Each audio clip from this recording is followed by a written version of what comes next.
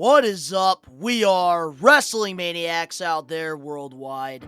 It's the best one, Donnie here, back with some hot takes.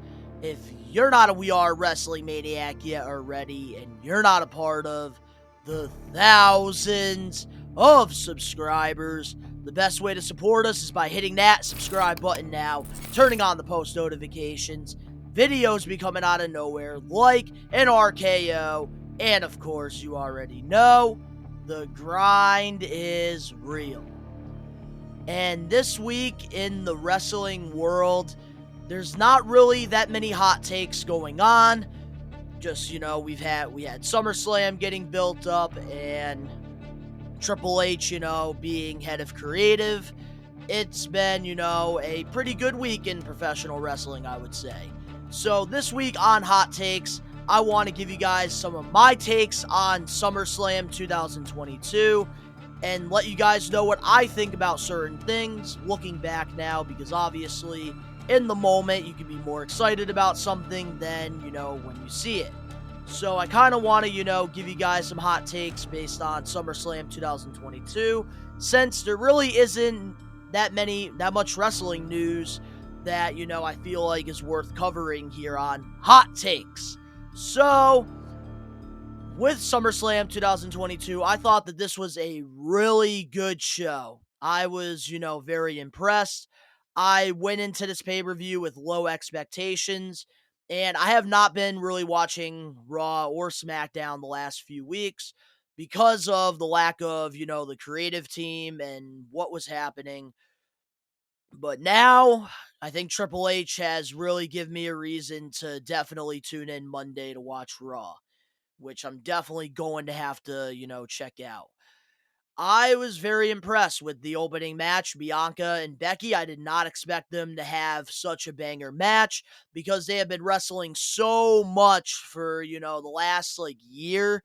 That was just my expectations for that match were very low. And I felt like they put on probably the best match out of all the matches that they put on. And I love the ending, how, they both, shook hands. Great way to close the rivalry. And then on top of that, we start a new rivalry. Bayley makes her return, which I absolutely loved. I think that this is the perfect time to have Bayley come back. And she is not only coming by herself, Dakota Kai is also by her side, and Io Shida as well. Shida is a part of her, which I believe she's going to be going by a new name. I think Io Sky. I am all for this. I'm very excited to see where this goes. Will Bianca and Becky have, another ally that maybe might be making a return at Raw? Or, are we going to get, 2-on-3? I really like this because I think Dakota Kai and, Shida, they could be a great tag team, especially if WWE decides to bring back the women tag team titles. You have right there a good tag team. Let's, build the chemistry up more.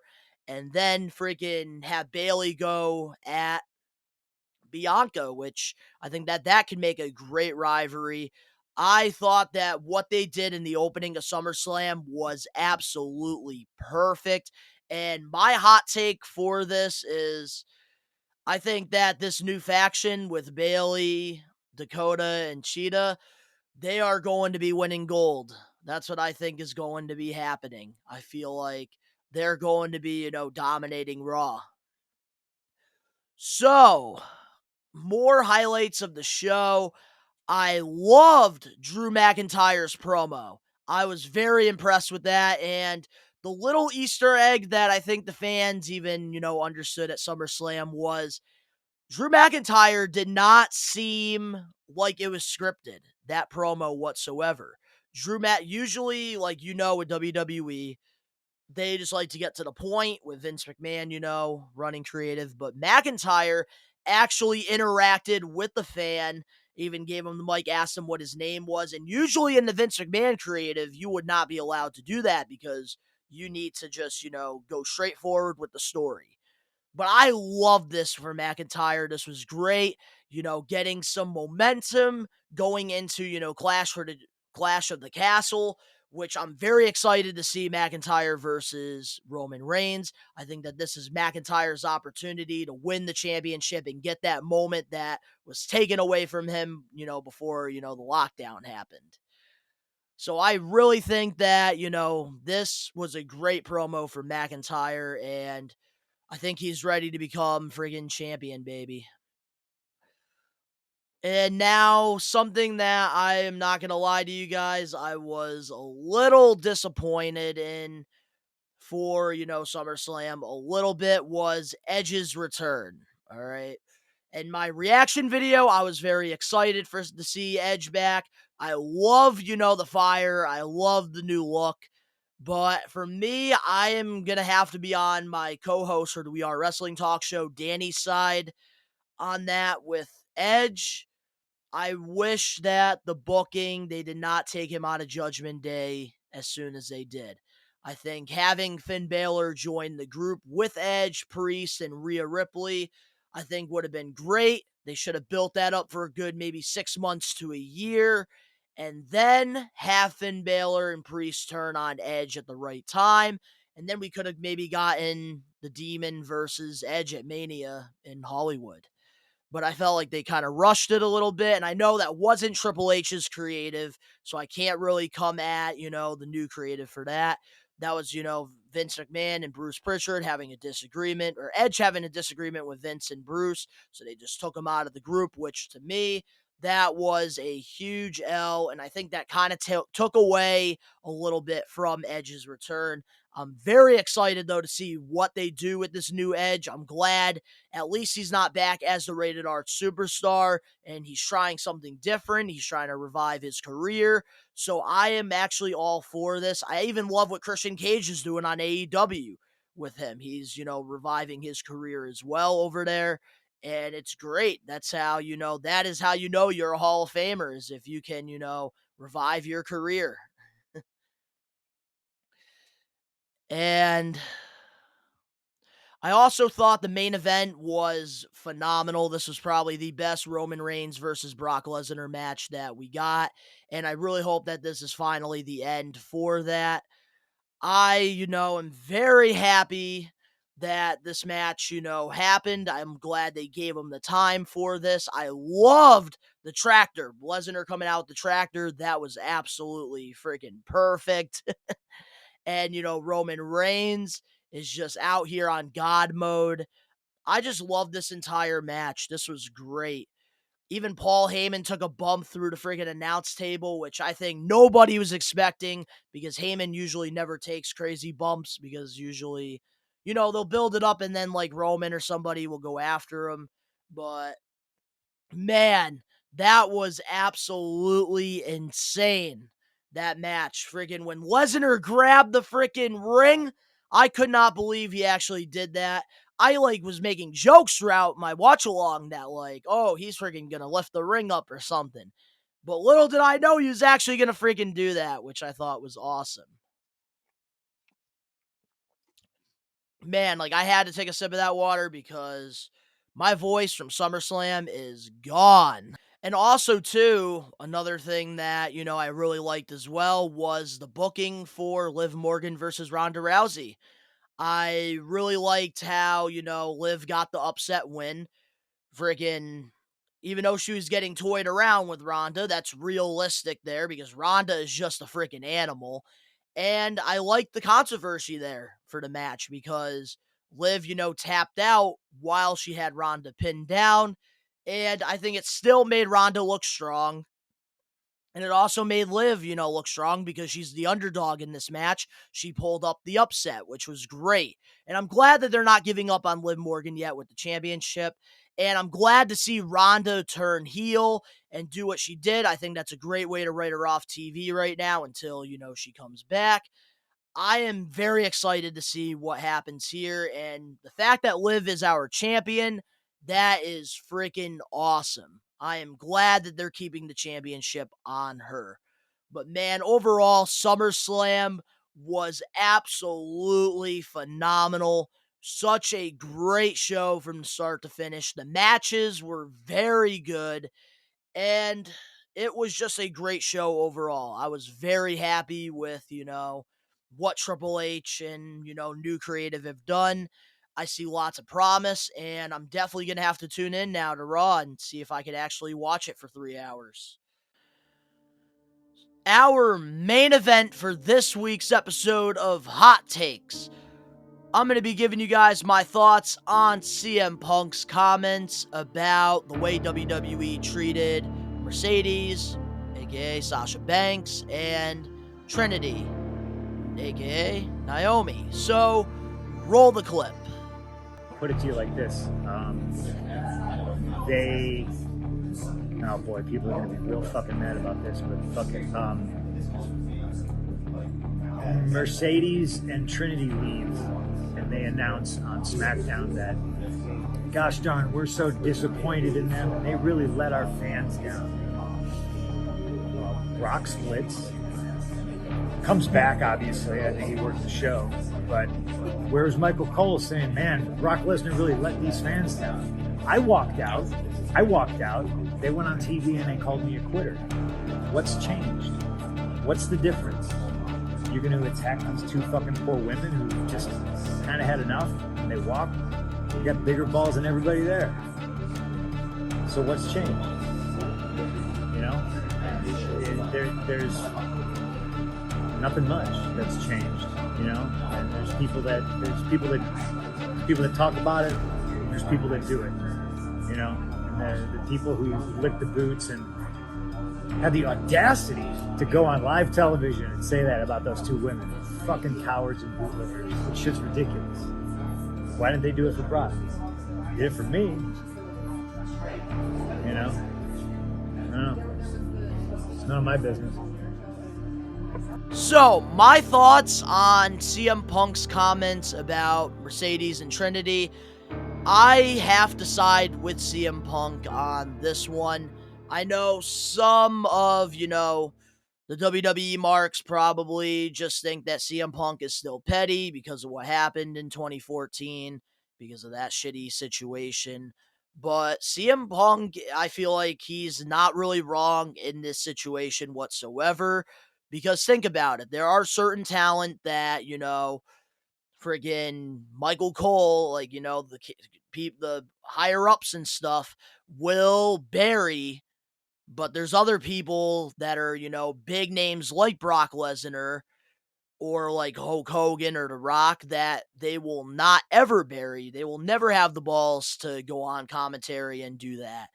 But the fact that, they did that with Sasha and Naomi, saying that you let the fans down, I think that was definitely wrong on that end. I know that was a long time ago that these, reports came out about that.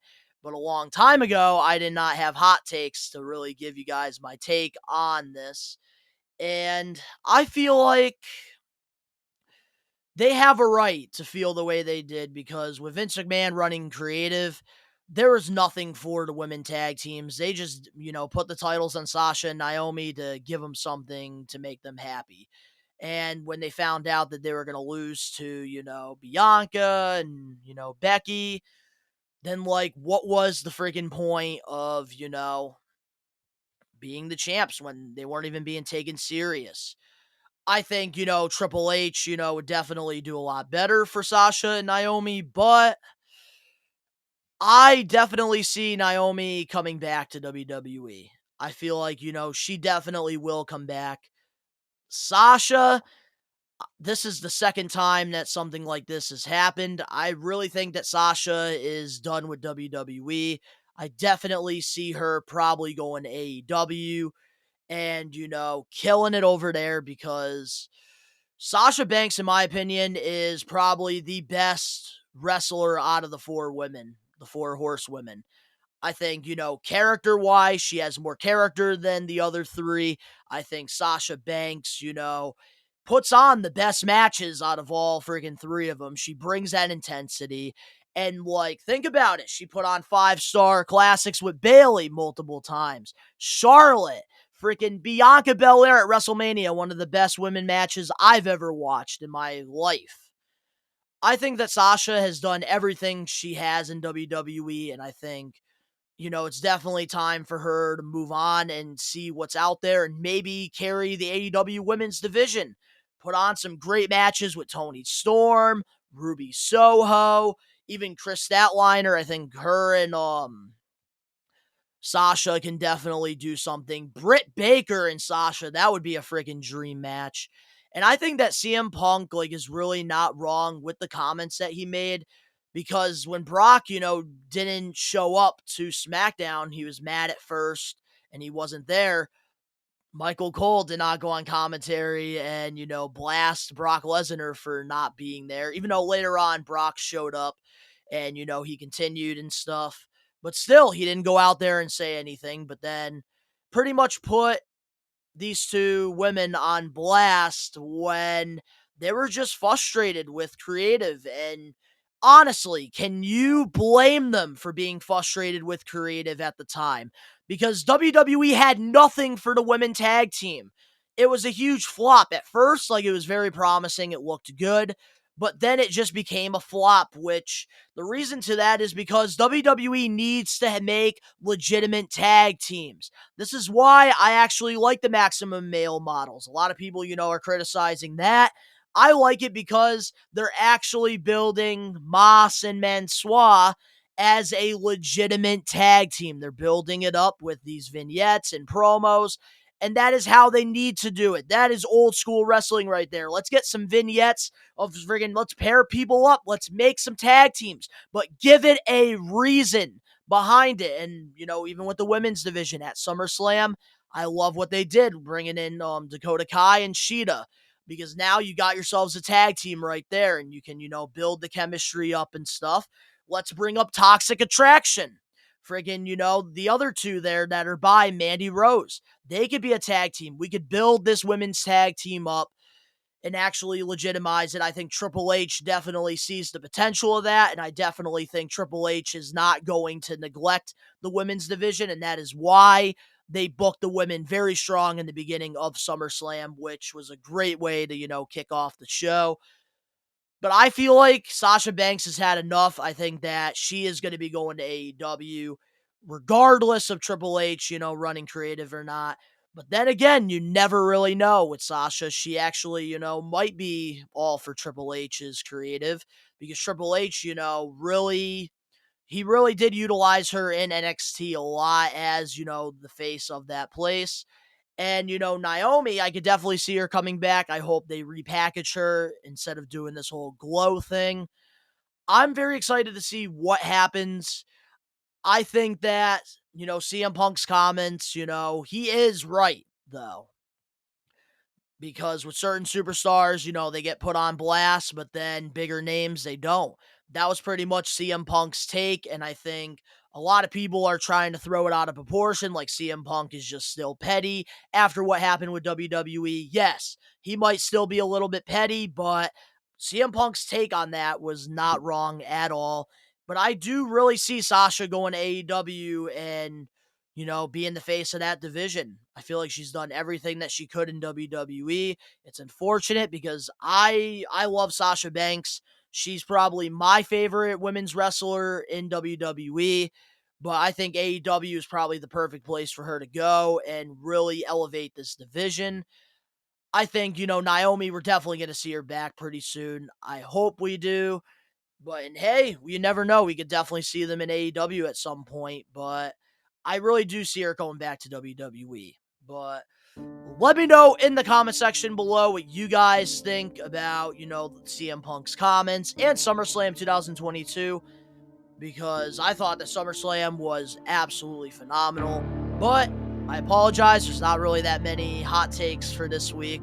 If you guys enjoyed this, make sure to smash that like button now. If you're not a We Are Wrestling Maniac yet already, and you're not a part of the thousands of subscribers, the best way to support us is by hitting that subscribe button now, turning on the post notifications. The links are down in the description below. You can go follow me on my other YouTube channels and my social medias. All that is down below. And to all the We Are Wrestling Maniacs out there worldwide, for heads up, the Sting vlog should be up hopefully today. If not today, it'll definitely be out tomorrow. To all the We Are Wrestling Maniacs out there worldwide, we are taking over.